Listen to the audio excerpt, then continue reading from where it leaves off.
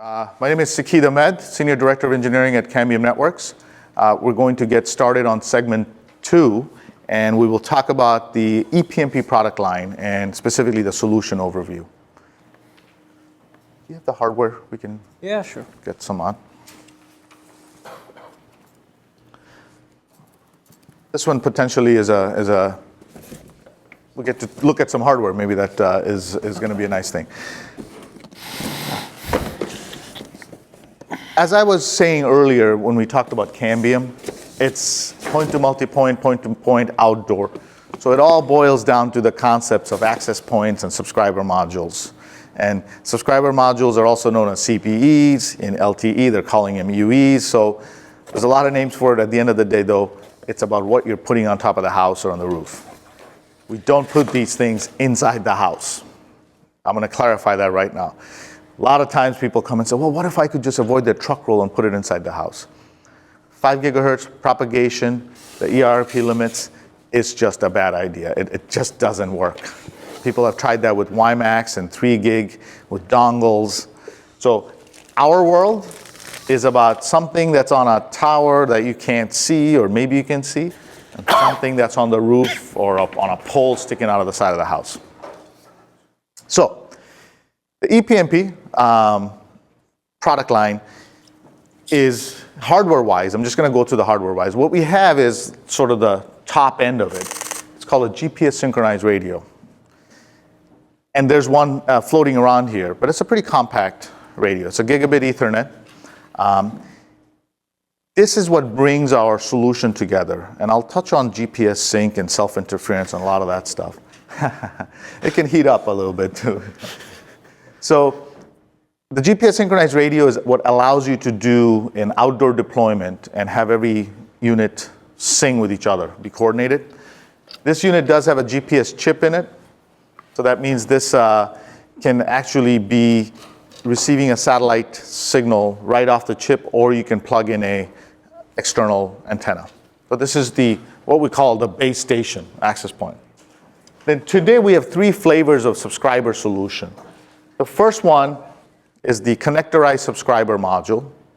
And the reason for this is there are scenarios where people will want to put their own antennas on it. Maybe a panel because they don't like a dish. Maybe an Omni because that's what they want.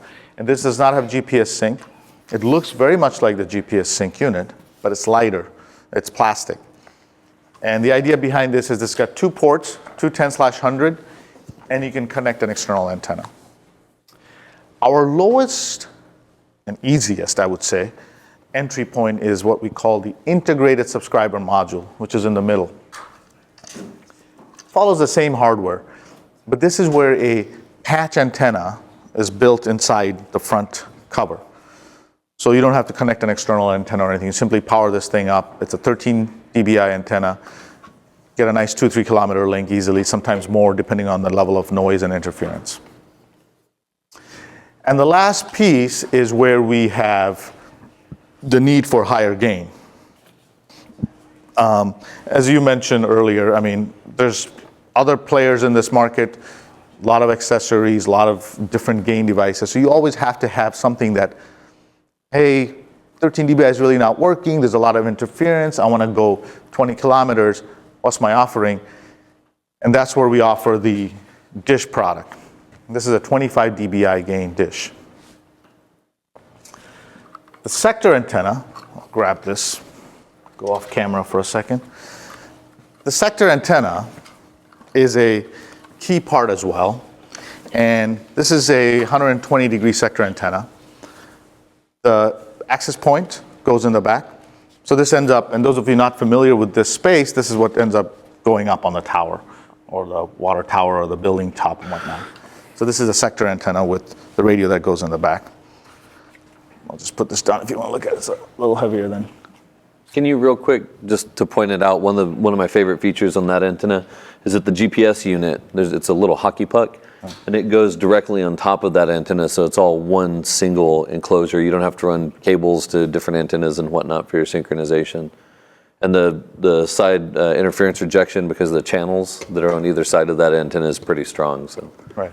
Thanks for pointing that out. That's absolutely a fantastic. That's one of the coolest things that you guys have done has been introducing that as a component to sync up with this. It's a phenomenal antenna. Right. So thanks for pointing that out. So that's a key concept, and we'll touch on that a little bit. But two things, Drew, right? Yes. Okay. Two things Drew pointed out is that the GPS is part of the story. There's a little hockey puck magnetic antenna. If in case the patch on board is not picking up a GPS signal, you can add the second one. But you can route it and put it in a little top housing so you don't have to find a separate spot on the tower. The second thing he mentioned was actually a very important concept. It's called front to back ratio. And I'll get into it a little bit deeper, but it fundamentally has to do with interference, and not just other people's interference, but your own interference.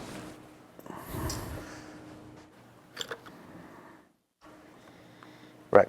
And then, yes, question. As I've been looking at these, as you've been passing around here, what's your mean time between failure on these? Because they don't really seem all that sealed, and Right. I mean, it doesn't seem like it's weather tight enough to be put into, where Carl the Fog's going to come down and get it, or Right. or in snowy environments. It just doesn't. To me, it just feels very Right. So I'll compared to like a NEMA enclosure. Oh, sure. So the question in the comment was, hey, this thing looks a little flimsy, partly because your top cover came off pretty quickly and it's very loose, right? It's a prototype unit. That's the first answer. It is actually. The bottom cover has been tightened, the specs. But long story short, though, I mean, that's the beauty of these things. There is no like rubber seal or anything like that. But I've got pictures and reliability reports that I show you that this is sitting there. One of these dishes that Dimitri's holding back is now on the 500th hour of salt fog. So it's in a chamber getting blasted with salt fog to make sure that this thing doesn't rust at all. It's powder coated steel, right? Yeah, this feels more. Right. But this is meant to feel that way, because this is at the end of the day $99 device. But this is out there, it's running for days, months, and years, and it will survive just fine. So the same radio goes through water splashing and things like that. But what you notice was the bottom housing does come loose. So.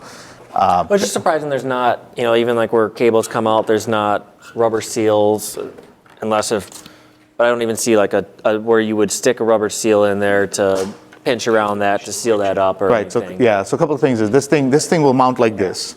So the cables are all coming down. So once they go in, the actual Ethernet port is all the way in here. So there's quite a bit of room and protection for any type of water ingress. So no, you don't really need that rubber seal on the connector or anything. Not that we've seen. I will say, from a deployment perspective, usually you're running shielded outdoor UV rated Cat 5 or Cat 6 to these.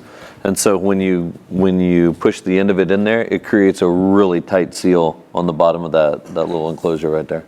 Sometimes it's a little bit too tight, you gotta get it in there, but they're pretty reliable. Do you build these to any NEMA rating at all? I'm sorry, NEMA rated? Are you building these to? No. No. Okay. We're not building these NEMA rated. No. And that's where the market and the cost things start dictating things. So the one you guys are holding, that's one of our newer products. So this is sort of interesting, the Force 180. The earlier product that I showed you, this integrated subscriber module is a vertical install. So it's sitting like this. But if I go to the Force 180, it becomes a horizontal install. And there's a reason for this. So there's 3 or 4 differences. We're getting more gain out of this Force 180 device. And there's some neat things we've done on the antenna technologies to get that gain in the same price range. But with the horizontal install, the beam width, my azimuth beam width becomes narrower. So I've got a 15-degree beam width as opposed to a 30-degree beam width before. So when you're a subscriber sitting on a house, there's other houses, all that, the narrower the beam width, the better. So you're picking up less interference. So this is one of our newest products that's going to get announced here shortly. Or it is getting announced as we speak, I guess. Do you still call it a wrap? Yeah, I'm sorry? Do you still call it a wrap or not? A remote access point, or I'm sorry? do you still call it a wrap, a remote access point, like in a mesh situation? Do I call it a remote access point? This is a nice all-in-one package. I guess that's not a term that we use typically. We will call it a subscriber module. this can be a remote access point being fed by a subscriber module, feed into this, and this becomes an access point. And I've seen that happen. One house to another house feeding it. There's The another. subscriber modules that you're selling, I think you mentioned that they were around $100 or so, something like that. $99 Do they MSRP. get fairly expensive for like a service provider like a Wisp or something to roll those out to a lot of different houses, or is that something that they really deal more with as a part of their service, so they're amortizing the cost over a longer period of time? It's the second part. Yes, they are. Let's look at some rough numbers. And it depends market to market, it varies. But let's look at North America. Typically where this WISPs will play out, they may charge $49.99 for a broadband service to a relatively remote home where there is no copper, there is no fiber, so there's no AT&T.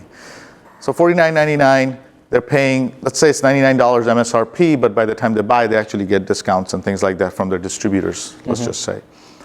There's a truck roll involved, they send somebody to the house, there's a base station. Right. After all said and done, ballpark in my head, I would say the ROI is probably 7-8 months. Would cheaper subscriber help? Of course. But at $99, sub $100, these seems to work okay for the wireless internet service providers. Okay, awesome. And the slightly higher price one, like that one's $129, so it's not that much more. It's a mix. They don't have to put that everywhere. So they'll go to the low end and then mix it with the high end.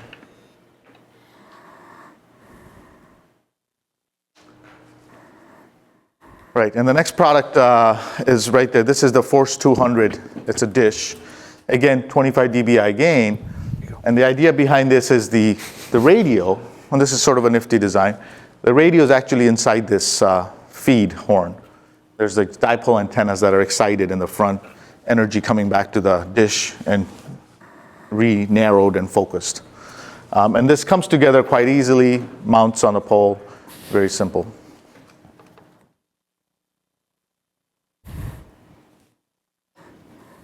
And by the way, just to highlight is that the ePMP product line today is available in 2.4 as well as 5 gigahertz. So 2.4, not a lot of spectrum. We all know that, especially for outdoor power limits and things like that. But propagation-wise, it does better than 5 gigs. So remote rural areas, we do see some 2.4 deployment.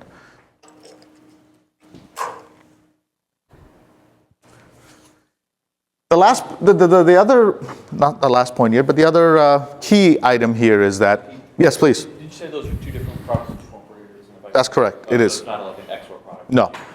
And I'll tell you the one that you just picked up with the feed horn, the 2.4 has a bigger front because it's got a bigger antenna. Deployment configuration, this is something we've done for a while, is that any radio, and I'm going to use the term radio, any radio can be anything, meaning you can go into software, configure it as a point-to-point, or configure it as a access point, right? It's just on the one unit you get GPS sync, the other unit you don't. So when you guys go home and take a pair of ePMP radios with you today, compliments of Cambium, hopefully it won't sit on the shelf somewhere, gather dirt, but no, I'm just kidding. You don't need an access point subscriber, all of it. You just simply set it up as a point-to-point. One is a master, one is a slave, and I don't know, connect your shed and out in the yard to your house, something like that. Or put up a camera, right over your front doorbell. So we enable that point-to-point subscriber, either be an access point or a subscriber. So there's flexibility. The rest of these I'll go through rather fast, but there is a secondary port on the subscriber module. So we've seen there's a switch in it, so you are able to plug in a camera, avoid a switch. You need an independent power supply, but there is a PoE out on the subscriber modules. It's a 30-volt PoE, which a lot of the cameras are at 48-volt surveillance systems. One thing, just Please. a note on the ePMP side, and someone made a comment about it online, as they said that they saw a lot of interference when they were deploying unsynchronized ePMP.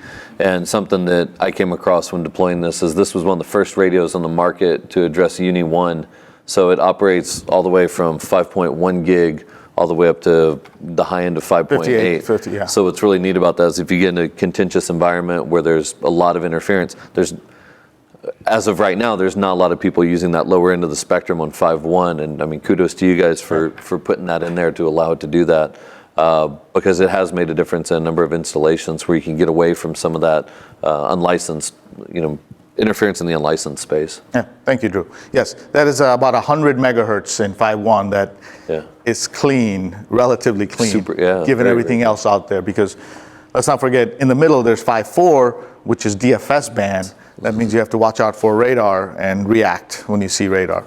So the world of 5 gigahertz unlicensed outdoor is challenging, and a lot of operators are doing well, but. Can you explain on the port on the back, you mentioned that's a 30 volt PoE port, Right.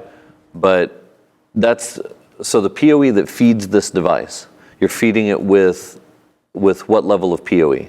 Right, okay, let's elaborate on this. So that device comes with a brick, PoE brick. It's a 15 watt, 30 volt PoE brick. So that means the radio in its maximum consumption is going to consume about 7 watts, right? So you have another 8 watts available on that PoE brick, and that's the power limitation. But the second port is going to spit out a 30 volt. And is it 802.3 AF compliant? It's on the inside, it's not, right? No, outside, coming out is also not AF compliant. Okay, it's a little bit higher. It's 30 volts, right? AF would be 48 volts, but 48. more importantly, the pinout is a proprietary pinout. On the inside? Yeah. And on the outside? So when you talk outside, I'm referring to the second Yes, port coming out, Yeah. correct. So coming out, the pinouts are reverse. So if you want to plug something in and power it, you just have to create a custom Ethernet cable. Okay, that was a very important point because you can hang a camera on it, but you have to make sure that when you do hang a camera on You it. flip the pins. Okay. Right. Now we have good documentation on all of this stuff, like. But if you don't know, and then you say it You doesn't don't know work. there's documentation. Yes. You're absolutely right. Absolutely right. Thank you for pointing that out. I think it's power up the second radio without additional wiring. Correct. It can power a second Cambium yes. device. Yeah, another Off-camera comment, but very crucial comment. Yes. So you can plug another radio and you have to do nothing, simply an Ethernet cable, and you don't have to have a switch, No bridge, additional or anything. switching, no additional cabling, just put another radio. I knew you had a reason to come down. No, I'm just kidding. Thank you. A question from online, can you talk a little bit about testing outside of controlled environments, like testing in the field, and particular types of environments you're testing? Okay. Sort of live. Oh, sure. I would have loved to show you some pictures of it. So we're in Rolling Meadows. We have a 22-story building where Zurich Insurance Company today resides. On top of that 22-story building, we have a tower. And we have access points there. And we have subscriber modules on our roof, which is about 1 mile away. In addition, we have test vans, very much like a TV station van with a 60-foot mast. What we'll do is we'll take radios, go 2.5 miles, 3 miles. We have a very big forest preserve near our campus. We'll get behind trees, near line of sight, non-line of sight. So we spend a lot of time doing that type of testing, outdoor testing. And we're in a urban environment, so there's interference. So one day we'll test on one channel, that channel is clean, the next day we'll see stuff happening because there's other people around there. So while you can do all sorts of testing in a lab in a controlled environment with attenuators and whatnot, you can't beat the field testing. I hope that answers the question, but we do spend quite a bit of effort on that. I have just a general comment about that. I deployed a PMP 450 on Vale ski field. Okay. And one thing that was very notable about it, I mean, very heavily forested in parts of the area that we were trying to get through, is the signal just blasted through that. It was 3650, I think, was the frequency range they were using. But compared to other products that we'd tried there, it really was able to get through to the subscribers because they were all going down to the base of the ski lift, so they had to get through forested areas to get from where the tower was up on top of the mountain. Right. Excellent. Thank you for that testimonial.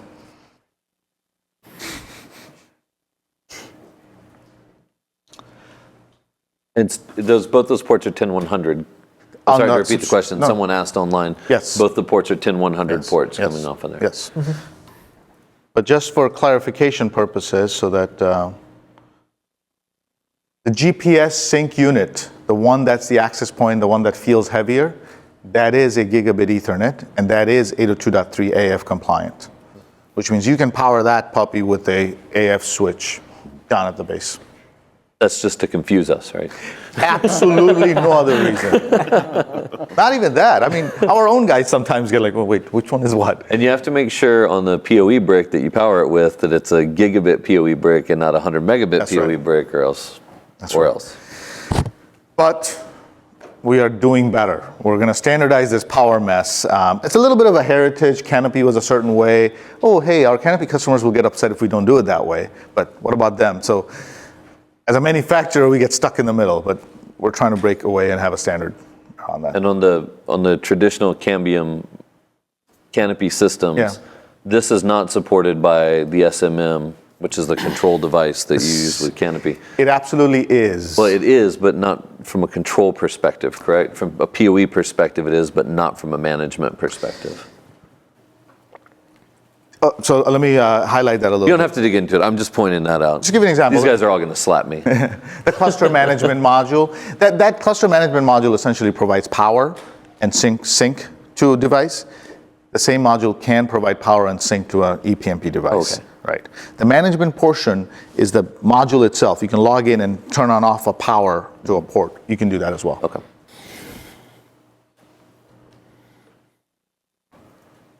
Okay, so that last part was the specification. But that is the high-level overview of what we are shipping today in terms of hardware. Obviously, there's roadmap items, there's things we're working on for the future, but that summarizes the hardware pieces. Question? Non-line of sight? You have an answer? Yes. Sure, yes. I've seen non-line of sight work great. So it's a couple of functions, right? Power is one thing, right? The number of subcarriers available in an OFDM system such as ePMP, which is based off of Wi-Fi, has some play in that as well, 64 subcarriers. A WiMAX system, an LTE system probably has better OFDMA system with subchannelization, things like that. You may get better performance in a non-line of sight. But if you look at a relative, which one has no non-line of sight performance versus some non-line of sight and awesome non-line of sight. 5 gigahertz versus other bands, all of that plays in. But long story short, we do have non-line of sight deployments and it does work. You don't have anything like 900 megahertz though, right? No, we don't have anything like 900 megahertz. That's correct. We have a 900 megahertz product, the PMP 100 product, and there's going to be another product beyond that that's going to be a OFDM-based 900 product that will come out.